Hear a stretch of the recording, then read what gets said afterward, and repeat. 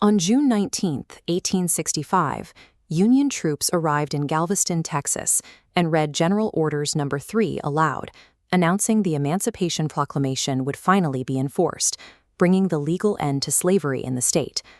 This ritual of freedom traveled hundreds of miles inland, taking root in the deep hollows and coal camps of the Appalachian Mountains. The reason this story remains so obscure is tied to how we recorded the region's history. Early 20th century historians like Carter G. Woodson noted that the rugged terrain of Appalachia couldn't support massive, Deep South-style plantations. Over time, that geographic observation morphed into a stubborn myth of racial innocence, a belief that the mountains were a homogeneously white region, untouched by the institution of slavery.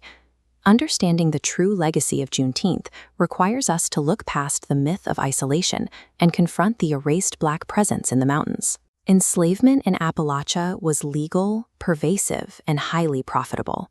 Instead of working concentrated gang labor on cotton fields, enslaved people here were forced into a dispersed industrial system, extracting copper, boiling salt, and building mountain railroads in what became known as iron plantations.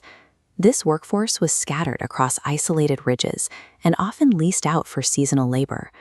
Because of this geographic reality, official civil records and state censuses frequently ignored, miscounted, or entirely erased these Black populations. This is the handwritten text of the 1863 Emancipation Proclamation. It was a military measure that targeted only those states actively in rebellion. Border slave states loyal to the Union, like Kentucky and Maryland, were specifically exempted. For enslaved mountaineers, the path to freedom was staggered and fractured by state lines. When the Civil War ended, returning Black veterans and newly freed families faced a systemic crisis. They needed to marry, find kin, and build communities, but the state's official paperwork offered almost no proof that they even existed. Denied space in the public record, Black Appalachians engineered their own communal archives, hiding their family histories and names within the rituals of a holiday. Between 1865 and 1875, the practices established in Galveston, the public readings, the prayers, and the communal meals spread outward. They moved along the Mississippi River, followed the expanding rail lines, and pushed into the Appalachian upland. As freedmen sought wage labor, the mountain industries of timber and coal acted as a magnet, pulling in a new workforce that carried Juneteenth traditions with them. The celebration adapted to the local landscape. In the rural hollows, the holiday took on a quiet, intimate scale.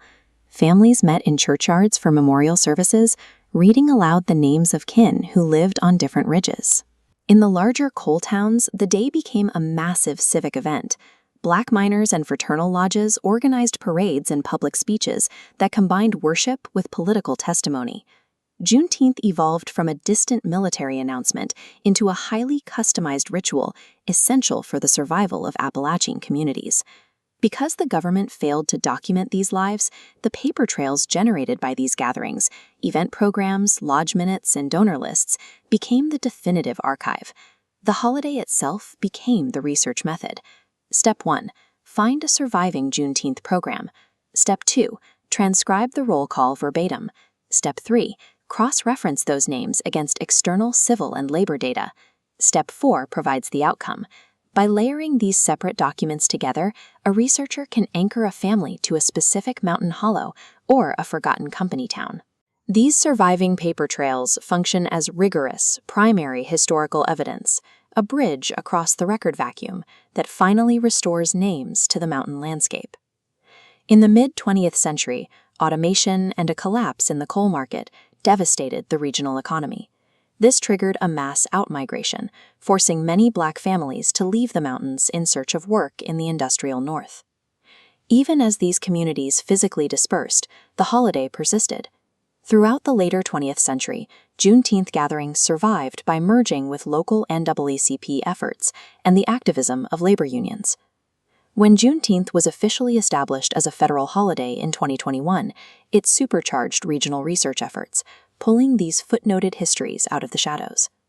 Federal recognition didn't create the holiday's importance, It simply validated over a century and a half of quiet, persistent organizing by Black mountaineers. Tracing these hidden histories now involves searching through church programs, mapping deeds to find specific geographic settlements, and cross-referencing company labor records. It is equally vital to record oral histories from community elders.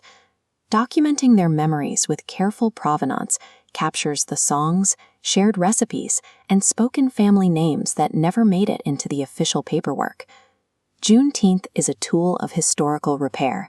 It is a research method that restores erased names and proves that Black families have always been central to the life of the mountains. Check your attics. Look through the boxes in your church basements. If you find a worn program booklet or a faded photograph, scan it and share it with your local archives.